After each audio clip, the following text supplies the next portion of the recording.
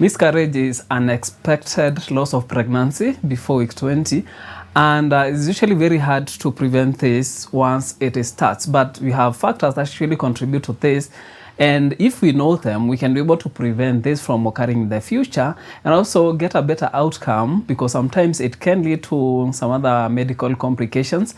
And one thing you have to understand is once miscarriage has started, it's usually very hard to stop it.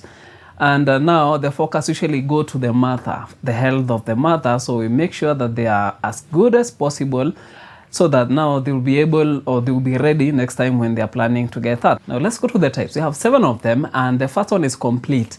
This is whereby the fetus and the fetal tissue is out. So it came out. This is a complete one. We have now incomplete, whereby you have some of the fetal material, the fetal tissue left in the uterus, and this will require manual removal, or just give it a little bit more time, because maybe it has not come out, everything is not out, so you'll just have to wait, or you induce, you force them out. We have missed miscarriage, and this is whereby the mother does not know whether miscarriage happened. They go to a hospital, ultrasound is done, and there is no sign of life, meaning that there was a miscarriage that happened, and the mother did not actually know, so they didn't have the symptoms by the time they were going to the hospital. A threatened miscarriage is whereby you have the symptoms and every sign of this happening, but then it has not happened yet, so it's kind of already threatened, so it might happen or not. So the good thing to do here is to observe, and you really need to be somewhere close to a hospital, so that a professional can be able to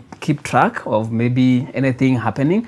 And bed rest is one of the things that usually encouraged at this stage. Now we have inevitable, and this is where by now it now graduates from threatened, and you're starting to get the symptoms, meaning that maybe you're getting the blood coming out, you're having the cramps, and the cervix is opening up, meaning that this is definitely going to be a miscarriage, and it's inevitable. Now we have septic, and this is mostly miscarriage happened, and then maybe it was partial, and the fetal material was left inside, and this is maybe attracting some infections, and this can cause this infection to spread in the blood, and it's very dangerous. And that's why once you discover there's a miscarriage or a probability of getting a miscarriage, very important for you to go to a hospital for that to be taken care of. Now we have something like recurrent miscarriage, and this is whereby you get more than 3 recurrent miscarriages. So you get the first one, you get pregnant again, you get a miscarriage, you get pregnant again, then you get another one. This is recurrent miscarriage when they are consecutive. Now what are the signs?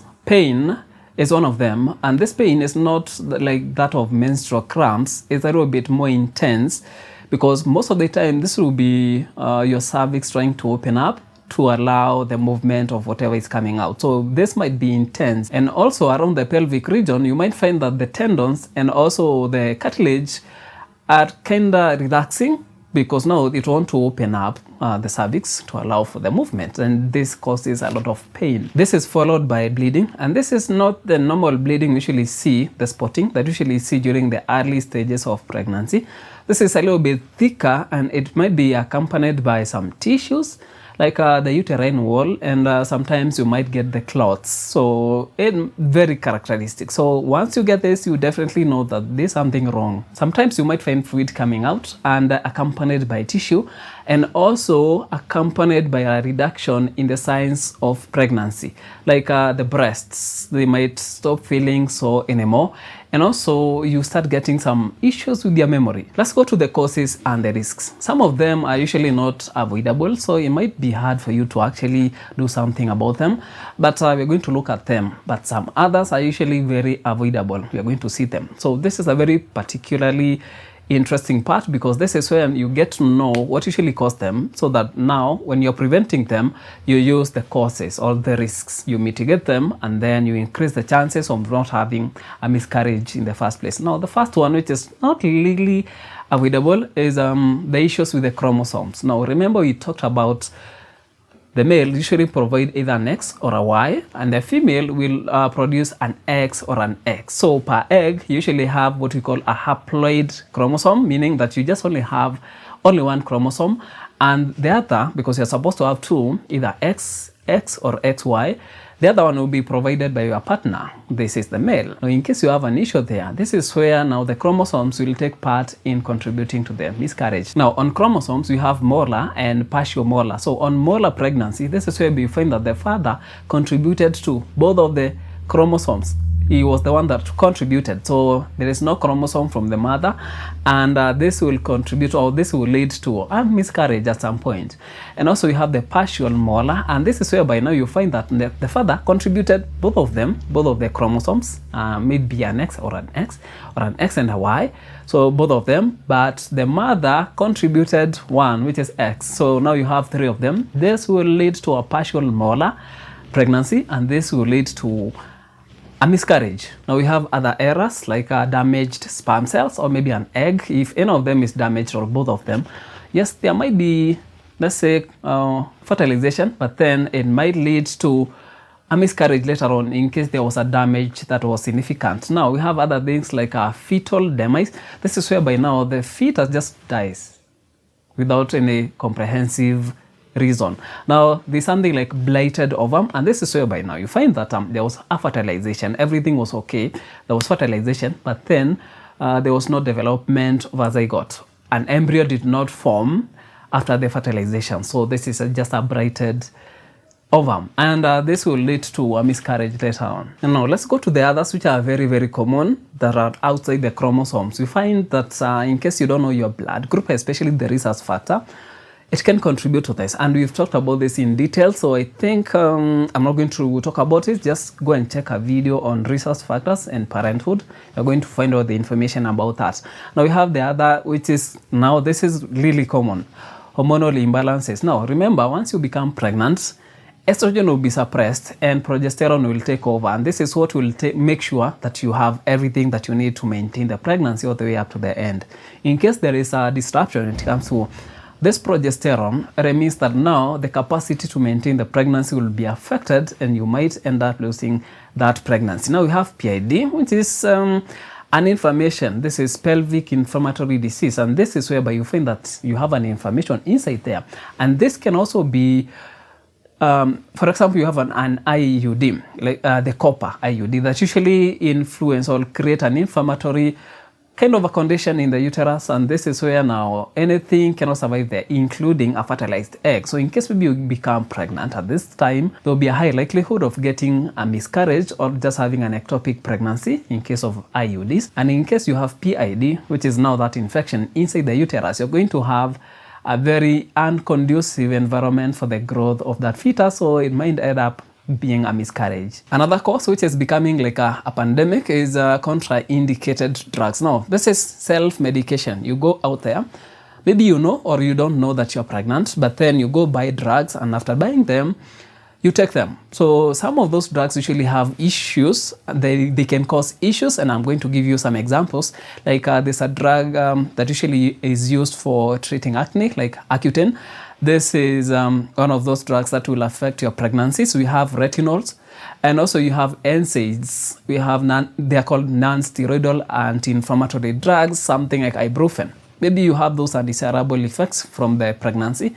You want to just swallow a painkiller to subdue the effects, so you're doing a disservice. So you might end up affecting the fetus. We have other drugs that are used to treat other conditions like ulcers. Misoprostol is one of them, and this can lead, this actually terminates the pregnancy, and this is highly prone to being misused by people now. We have another factor, which is age, and in case you are older than 30, okay, the older you get, the higher the chances of getting a miscarriage. Now we have uterine abnormalities like fibroids. Take for example, pedunculated fibroid or intramural. Now this one will occupy the space, or will push into the space where now the fetus is supposed to occupy, meaning it's going to reduce that space, making it very uncomfortable for the continuation of the pregnancy. We have other things like adenomyosis, where you find that the uterine lining digs into the uterine wall, and this makes the uterine lining to be a little bit larger, and making the uterus bigger, and reducing the space where now the fetus is supposed to occupy. Incompetent cervix,